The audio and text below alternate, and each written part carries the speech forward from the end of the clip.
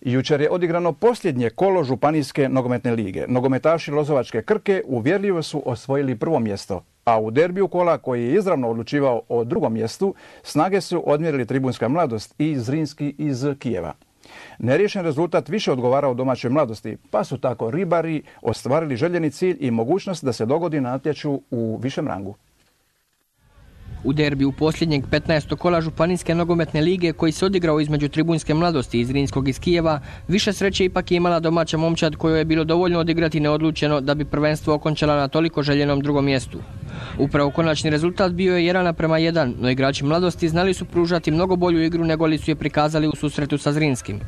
Utakmica je počela u velikom grču što se moglo osjetiti kod obiju momčadi, ali konkretniji i opasniji ipak su bili gosti iz Kijeva, koji su poveli pogodkom Rudića kojeg naše kamere nisu uspjele zabilježiti. Terenska dominacija gostiju nastavila se nakon pogotka, no Tribunjci su ipak nakon toga krenuli nešto energičnije sa velikom željom da uspiju izjednačiti. Veliku grešku gostujućeg vratara Cicvarića u 36. minuti uspio je iskoristiti kapetan mladosti Šime Perkov, koji je, pokazalo se tim pogodkom, donio mladosti drugo mjesto. No niti taj pogodak naše kamere nisu stigle zabilježiti. Kako je krenulo iz početka loše malo, pa eto, u nekom trenutku smo stisli. Eto, došlo je do toga, ajmo reći, slučajnog nekog pogotka, a onda dalje ostalo 1:1, šta da kažem.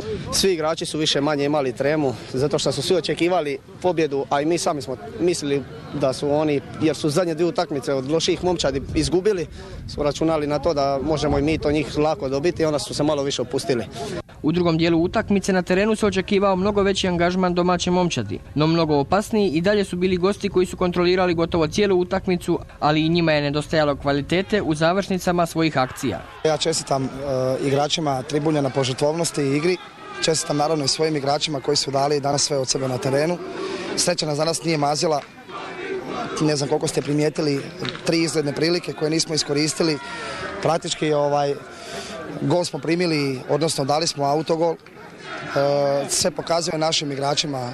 Međutim, ja bih se osvrnuo na jednu drugu stvar, naši igrači su još mladi, juniori, nama nije čak ni imperativ. Ove godine bio 4. liga, mi tek sljedeće godine ćemo pokazati stvari naše pravo lice.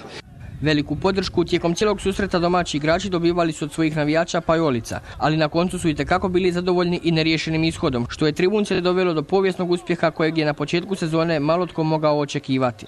Povezali smo navijače, povezali smo klub. Imamo sada, ja pratim sa ovu Županijsku ligu par godina. Niko od ovih susjednih mjesta toliko nema navijača koji prate klub. Na našim gostovanjima su sada bili pa po jedno 50 domaćih ovih navijača, otišli bi, tako da očekujemo kad dođemo u viši rang da će biti još bolje.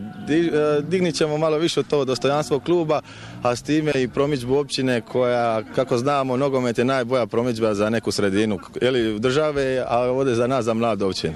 Ja se nadam da će i općina stati iza nas što se tiče i financijskih i materijalnih sredstava, da podignemo i školu nogometa kao i seniorski pogon. Ovo je bila jedinstvena prilika da se ode na rang više. Ja se nadam da će to uspjeti se realizirati i da ćemo sljedeće sezone biti ravnopravni sa ostalim timovima u 4. ligi. Nakon što su stekli osnovni uvjet, odnosno pravo na mogućnost natjecanja u 4. ligi, za Tribunjce prvenstvo još nije gotovo, budući kako tek sada moraju sjesti za zajednički stol sa čelnim ljudima općine te tražiti podršku kako bi mogli krenuti u pregovore na kojem će terenu od moguća 3 u Vodicama, Crnici i Lozovcu mladost igrati sljedeće sezone u 4. nogometnoj ligi. 6-4-3-0